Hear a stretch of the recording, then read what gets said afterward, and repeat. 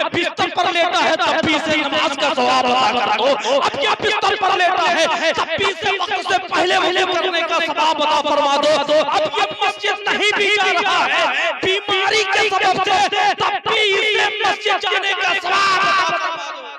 हज़रात, यूं तो इस दुनिया में कोई इंसान आपको ऐसे नहीं मिलेंगे जो इस बात का दावा करे कि हम हमेशा इस कायनात में रह जाएंगे। जो आया है तो उसे एक न एक दिन इस दुनिया को छोड़कर जाना है, उसे एक न एक दिन इस दुनिया को खैरबाद कहना है, उसे एक न एक दिन इस दुनिया को अलविदा कहते हुए आखिरत की तरफ रवां दवा होना है।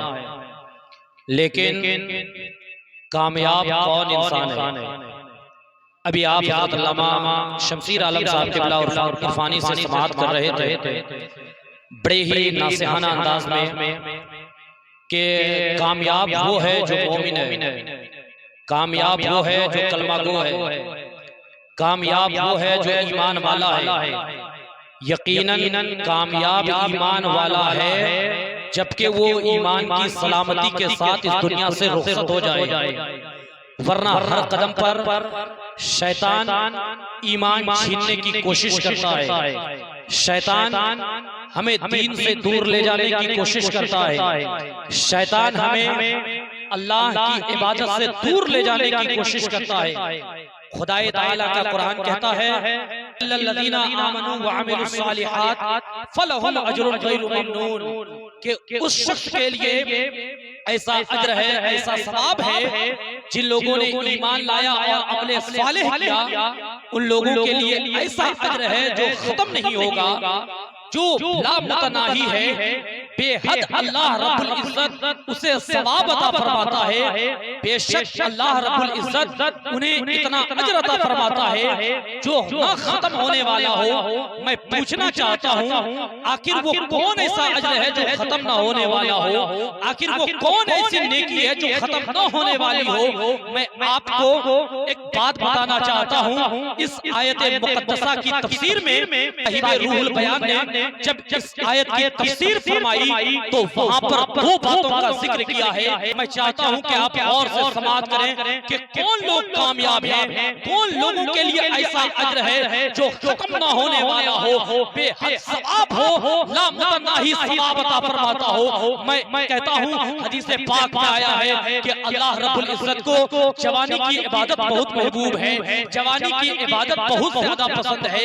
अल्लाह रब्बुल इज्जत को जो इंसान जवानी में इबादत करता है वो अमल बहुत ज्यादा पसंद है। अब एक इंसान ने आदत बना ली कि मुझे जवानी में इबादत करनी है, मुझे जवानी में नमाज अदा करनी है, मुझे जवानी में रोजे की अदायगी करनी है, मुझे जवानी में वालिदैन के हुकूक को भी अदा करना है, मुझे जवानी में और दूसरे तमाम पर जो शरीयत ने हम पर हुकूक रखे हैं हम तमाम हुकूक को अदा करेंगे। एक इंसान ने जवानी में आदत ये बना लिया कि हमारी नमाज नहीं छूटेगी, वक्त पर हम मस्जिद पहुंच जाएंगे, वक्त पर हम इबादत करते रहेंगे, तो बसा औकात ऐसा होता है कि इंसान हमेशा ऐसा नहीं होता है कि अचानक इंसान की मौत आ जाती है, इंसान बुढ़ापे में भी पहुंचता है, बीमारी के आलम में भी रहता है। जब बीमारी की बात आती है तो फिर इंसान की नमाजें भी छूटती है, फिर इंसान के रोजे भी छूटते हैं, फिर इंसान मस्जिद से दूर भी हो जाता है। मैं कहना चाहता हूँ इस आयत की तफसीर में तफसीर साहिब रूहुल बयान लिखते हैं कि जो इंसान जवानी में नमाज की आदत बना लिया, जो इंसान जवानी में रोजे की आदत बना लिया, जिस इंसान ने जवानी के आलम में माँ बाप के हुकूक को अदा करने की आदत बना लिया, अब वो बुढ़ापे में चला गया है, उसकी नमाज अदा नहीं हो रही है, अब वो बीमार बिस्तर पर पड़ गया है, उसके रोजे अदा नहीं हो रहे हैं, अब वो बिस्तर पर पड़ गया है, इबादत नहीं कर रहा है। फरिश्तों से अल्लाह रब्बुल इज्जत फरमाएगा कि इसे जवानी में इबादत बहुत पसंद थी, ये जवानी में इबादत करता था, ये जवानी में नमाज पढ़ता था, वक्त से पहले मस्जिद जाता था, अज़ान से पहले वुज़ू कर लेता था, लिहाजा इसकी आदत को देखते हुए, इसके मामूल को देखते हुए अब ये बिस्तर पर लेटा है तब भी इसे नमाज का सवाब अदा कर दो। अब ये बिस्तर पर लेटा है तब भी इसे वक्त से पहले वुज़ू करने का सवाब अदा फरमा दो। अब ये मस्जिद नहीं भी जा रहा है बीमारी के सबब से, तब भी इसे मस्जिद जाने का सवाब अता फरमा दो। नारे रिसालत, अज़मते वालिदैन कॉन्फ्रेंस।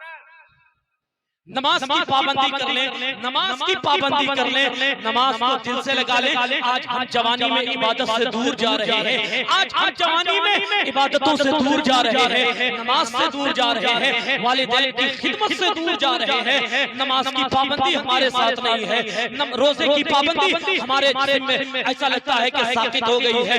याद रखें कि अल्लाह के नबी ने पूरी जिंदगी में एक नमाज भी कज़ा नहीं की, तो हम गुलाम कैसे बच सकते हैं, हम गुलाम कैसे छुटकारा पा सकते हैं। लेकिन ये याद रखें कि आपने अगर जवानी में इबादत की है, आपने अगर जवानी में नमाज की पाबंदी की है, तो आप अगर बीमारी की वजह से बिस्तर पर पड़ भी जाएंगे ना, तब भी अल्लाह आपको अजर अता फरमाएगा, तब भी अल्लाह आपको सवाब अता फरमाएगा। इसी सवाब का जिक्र किया गया है, इल्लल्लज़ीना आमनू व अमिलुस सालिहाति फलहुम अज्रुन गैरु ममनून, कि जिन लोगों ने ईमान लाया और अमल सालेह किया, अल्लाह रब्बुल इज्जत उसे बेहद अजर व सवाब अता फरमाएगा। हज़रात, इसी आयत की तफसीर के ज़िम्न में साहिब रूहुल बयान लिखते हैं एक दूसरी बात, बहुत इंपॉर्टेंट बात, गौर से मुलाहिज़ा फरमाएं। उलमाए किराम की तवज्जो चाहूंगा, बहुत गौर से सुनें। आपने उलमा से ये सुना होगा बारहा कि हमारे कंधे पर दो फरिश्ते मुसल्लत हैं, जिन्हें हम किरामन कातिबीन कहते हैं, जिन्हें किरामन कातिबीन कहा गया है। और उनकी ड्यूटी क्या है कि वो हमारे अमाल लिखते हैं। हम अच्छा करें तब भी वो लिखते हैं। याद रखें, मरकर हम सबों को जाना है, कुछ पॉइंट देकर जा रहा हूं, ज़हन में बस बिठा लें और उस पर अमल करें। हमारे अच्छे अमल को भी लिखते हैं, हमारे बुरे अमल को भी लिखते हैं। हम जब तक जिंदा हैं, हमारे अमल तो तभी किए जाएंगे। हम इस दुनिया से चले गए, ये दुनिया दारुल अमल है। हम जब दारुल जज़ा की तरफ चले गए, हमारा इंतकाल हो गया, हम इस दुनिया से चले गए, तो जाहिर सी बात है फरिश्तों की तो ड्यूटी खत्म हो गई। अब वो फरिश्ते क्या करेंगे? और अल्लाह के फरिश्तों की कोई कमी नहीं है। पूछे इन मुक़द्दस उलमाए किराम से, वो कहेंगे कि सरकार की बारगाह ऐसी बारगाह है जहां 70,000 मलाइका सुबह और 70,000 मलाइका शाम में ड्यूटी दिया करते हैं। और आलम तो ये है कि जिस फरिश्ते की एक मर्तबा ड्यूटी आ गई है, दोबारा उसकी ड्यूटी कभी नहीं। ऐ पाक परवरदिगार आलम, फिर ये फरिश्ते क्या करेंगे? ये जो हमारे कांधे पर किरामन कातिबीन हैं, जब हमारा इंतकाल हो जाएगा, ये मौला की बारगाह में अर्ज़ करेंगे, मौला हमारा तो काम खत्म हो गया। जब तक ये इंसान जिंदा था, मैं बंदाए मोमिन का जिक्र कर रहा हूं, कि जब तक ये इंसान जिंदा था, जो भी अमल करता था, ए बारिये ताला, तूने हमारी ये ड्यूटी मुकर्रर की थी कि अच्छे करे वो भी लिखो, बुरे काम करे वो भी लिखो। मौला अब तो इसका इंतकाल हो गया है, अब हमारी क्या ड्यूटी होगी? तो किरामन कातिबीन से मौला फरमाएगा, ऐसा है अब तुम उसकी कब्र पर बैठकर मेरा जिक्र करो, और उसका सवाब किसी और को नहीं, जिस अमाल लिखता था उसका अजर उसे अता किया गया। सुभान अल्लाह, सुभान अल्लाह। और ये बात कोई मैं हवा ही नहीं कह रहा, साहिब रूहुल बयान अपनी तफसीर के ज़िम्न में लिखते हैं। हज़रात, हम कहां जा रहे हैं, किधर जा रहे हैं, हमारा रास्ता किधर जा रहा है? आज न तो हम जवानी में इबादत कर रहे हैं, और न ही हम इस लायक हैं कि हम कब्र में पहुंचे तो सुकून के साथ रहें। काबिले मुबारकबाद है वो औलाद जिन्होंने अपने वालिद साहब के सालाना फातिहा के मौके से अज़मत वालिदैन कॉन्फ्रेंस का इनेकाद किया। अच्छा एक बात बताएं, ये कैसा अमल है? आज इस चीज को मिटाने की भरपूर कोशिशें हो रही है, भरपूर कोशिशें हो रही है। अच्छा मैं एक जुमला देना चाहता हूं कि जब किरामन कातिबीन कब्र पर बैठकर अल्लाह का जिक्र कर सकते हैं तो मुसलमान बंदाए मोमिन कब्र के पास अल्लाह का जिक्र क्यों नहीं कर सकता है? क्यों नहीं कर सकता है? दुआ क्यों नहीं कर सकता है? सुने, हम अहले सुन्नत वल जमात का कोई भी फेल जो हमारे जिम्मेदार उलमा के मातहत होता है, कोई भी काम खिलाफे शरा नहीं है और ना ही वो बिद्अत है, बल्कि ये मजहबों का बनाया हुआ प्रोपेगेंडा है जिससे वो सीधे साधे मुसलमानों को दूर करने की कोशिश करते हैं। और ये न्याज फातिहा और ये सालाना से इनकार करने वाली जमात आज पैदा नहीं हुई, ये मुतज़िला के जमाने से आया है। मुतज़िला ने भी इनकार किया और कराया। ये इसाले सवाब की महफिल के मुनकिर आखिर कहां से आ गए? सुने, मैं एक हदीस पाक का मफहूम बताकर मैं अपनी गुफ्तगू को खत्म करने की कोशिश करूंगा। बस आखिरी बात सुनिए। शायर अहले सुन्नत हजरत अज़मत भागलपुरी की आमद होने वाली है। बस मेरे बाद फिर वो शायरी की ऐसी दुनिया में आपको ले जाएंगे कि तसव्वुर में आप मदीना शरीफ की गलियों में सैर करेंगे। एक बात, अल्लाह के महबूब सल्लल्लाहु ताला अलैहि वसल्लम इरशाद फरमाते हैं, हदीस पाक का मफहूम है कि एक बंदा मोमिन जब कब्र में जाएगा, कब्र में जाएगा, वो इस हाल में जाएगा कि वो गुनाहों के दलदल में डूबा हुआ, वो गुनाहों के दलदल में डूबा हुआ है।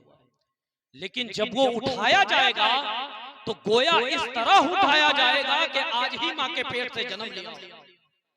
हजरात, मैं पूछना चाहता हूं, एक इंसान जिसका इंतकाल हो गया, क्या वो कोई नेक काम कर सकता है? आपका जवाब होगा नहीं। एक इंसान जो मरकर अपनी कब्र में चला गया हो, क्या वो नमाज पढ़ सकता है? आपका जवाब होगा नहीं। एक इंसान जो मरकर अपनी कब्र में चला गया हो, क्या वो सदका और खैरात कर सकता है? आपका जवाब होगा नहीं। तो फिर वो कौन ऐसा अमल है कि जो इंसान कब्र में पहुंचा है तो गुनाहों के दलदल में डूबा हुआ है, गुनाहों के समंदर में गोता लगा रहा है, लेकिन जब वो उठाया जाएगा तो इस हाल में उठाया जाएगा कि गोया आज ही मां के पेट से जन्म लिया हो, यानी उसके नामे आमाल में गुनाह नहीं होंगे। तो आए एक दूसरी हदीस का मफहूम मैं आपको बताना चाहता हूं। अल्लाह के नबी इरशाद फरमाते हैं, जब किसी बंदे मोमिन का इंतकाल हो जाता है, वो इस दुनिया से चला जाता है, उनके आमाल के सारे दरवाजे मुनक़ता हो जाते हैं। बसाते खुद न वो नमाज पढ़ सकता है, बसाते खुद न वो रोजा रख सकता है, बसाते खुद न वो सदका व खैरात कर सकता है, बसाते खुद न वो गरीबों की मदद कर सकता है, बसाते खुद न वो बेवाओं को सहारा दे सकता है, बसाते खुद न वो यतीमों के सर पर हाथ रख सकता है, बसाते खुद न वो किसी की मदद कर सकता है। मगर तीन काम ऐसे हैं जिसका सवाब उसे मरने के बाद भी मिलेगा, जिसका अजर उसे मरने के बाद कब्र में भी मिलेगा। या रसूल अल्लाह, वो तीन काम कौन से हैं जिसका सवाब बंदे मोमिन को मरने के बाद में भी मिलेगा, कब्र में भी मिलेगा, इंतकाल के बाद भी मिलेगा? अल्लाह के नबी इरशाद फरमाते हैं, एक तो वो जो सवाबे जारिया के तौर पर कोई चीज छोड़कर गया हो। आपके मोहल्ले में मस्जिद की तामीर हो रही है, कोई इंसान 10 ईंट लगाकर इस दुनिया से चला जाए, मस्जिद की दीवार पर सवाबे जारिया के तौर पर जब तक वो ईंट लगी रहेगी, उस इंसान के नामे आमाल में नेकियां लिखी जाती रहेगी। मस्जिद की दीवार पर जब तक वो ईंट लगी रहेगी, उसके नामे आमाल में अजर सवाब लिखे जाते रहेंगे। या रसूल अल्लाह, वो दूसरा अमल कौन सा है जिसका सवाब मरने के बाद भी मिलता रहेगा? मुस्तफा करीम इरशाद फरमाते हैं, दूसरा इल्म नाफे है, दूसरा इल्म नाफे है, यानी ऐसा इल्म जिससे खुद भी फायदा उठाता हो और दूसरे लोग भी फायदा उठाते हो। मिसाल के तौर पर एक आलिम दीन है, इल्म की तबलीग कर रहे हैं, इल्म फैला रहे हैं, उनके सैकड़ों शागिर्द हैं, उनके शागिर्द उस इल्म से नफा पहुंचा रहे हैं, तो जो उस्ताद हैं उन्हें उनका सवाब तब तक मिलता रहेगा जब तक उनके शागिर्द फायदा उठाते रहेंगे। जब तक उस इल्म से दूसरे लोग फायदा उठाते रहेंगे तब तक उसे उसका सवाब मिलता रहेगा। मुस्तफा करीम इरशाद फरमाते हैं, तीसरा शख्स वो है, तीसरा अमल करने वाला वो इंसान है इस दुनिया से जो चला गया उसे अजर व सवाब मिलता रहेगा। वो है उसकी नेक औलाद जो उसके मरने के बाद भी उसके लिए दुआए खैर करती है, जो उसके मरने के बाद भी उसके लिए इसाले सवाब करती है, जो उसके मरने के बाद भी उसके लिए दुआ का एहतमाम करती है। अब आए जरा उस हदीस पाक के मफहूम के तरफ कि अल्लाह के नबी ने फरमाया कि बंदाए मोमिन जब कब्र में जाएगा तो गुनाहों के दलदल में फंसा होगा, जब वो उठाया जाएगा तो गोया ऐसा होगा कि आज ही माँ के शिकम से जन्म लिया हो, आज ही माँ के पेट से दुनिया में आया हो, वो किसी और के अमल की वजह से नहीं, या तो वो सवाबे जारिया के तौर पर कोई चीज छोड़ा होगा, उसके बदले में उसे अजर मिलेगा और उसे नफा पहुंचेगा, या तो वो इल्मे नाफे छोड़ कर आया हो जिससे लोग फायदा उठा रहे हो, उसका अजर उसे कब्र में मिलेगा, उसका सवाब उसे कब्र में मिलेगा, या तो वो ऐसी औलाद छोड़ कर आया हो जो उसके लिए दुआएं मगफिरत कर रही हो, जो औलाद उनके लिए मगफिरत की दुआ कर रही हो, जो औलाद उनके लिए इसाले सवाब कर रही हो। पता ये चला कि हम और हमारे जिंदे जो इस दुनिया में अमल कर रहे हैं, दुआओं का एहतमाम कर रहे हैं, उससे हमारे मरहुमीन को इतना फायदा मिलता है कि गया है अगरचे गुनाहों के दलदल के साथ, लेकिन हम अहबाब का, हम औलादों की दुआओं का नतीजा ये होगा कि अल्लाह हमारे मरहुमीन की मग़फ़िरत फरमाए। हज़रात, तो पता ये चला कि हमारे अमल से मुर्दों को फायदा पहुंचता है। एक तो बात ये हो गई कि इसाले सवाब कर सकते हैं या नहीं कर सकते हैं, और दूसरी बात ये कि जिंदों के अमल से देखें मुर्दों को फायदा पहुंचता है। आखिरी पैगाम मैं आप हज़रात को देना चाहता हूँ कि ए मेरे भाइयों, जवानी में इबादत करें, जवानी में नमाज की पाबंदी करें। जवानी की इबादत अल्लाह को बहुत महबूब है।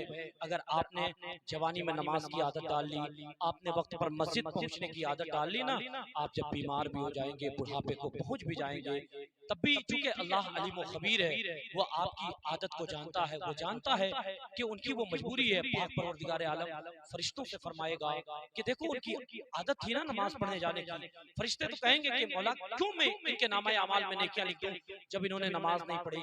परवरदिगार आलम फरमाएगा क्योंकि इनकी आदत थी, इनकी आदत थी मस्जिद जाने की। अगर ये बीमार हुआ है तो बीमारी भी तो मैंने ही दी है, तो मेरी रहमत भी उसी के लिए है। लिहाजा जवानी में इबादत करें ताकि बुढ़ापे में पछतावा न करना पड़े।